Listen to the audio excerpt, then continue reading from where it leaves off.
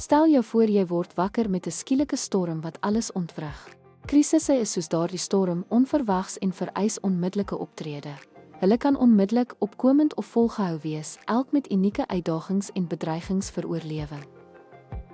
Voorbereiding is jou skild teen chaos. 'n Robuuste krisiskommunikasieplan antisipeer potensiële bedreigings. Deur belanghebbendes te betrek en akkurate inligting vinnig oor te dra, kan skade verminder word en vertroue herstel word, wat potensiële rampe in hanteerbare situasies omskep. Krisisse is nie net uitdagings nie, hulle is vermomde geleenthede. Implementeer korrektiewe maatreëls om vertroue te herstel.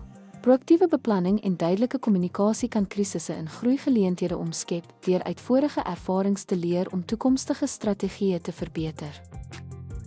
Deur strategiese reaksies te omhels, sal jy uitdagings in tree vir groei omskep. Neem nou aksie, hersien vandag u krisisbestuursplan. Saam kan ons enige storm navigeer en sterker daaruit tevoorskyn kom.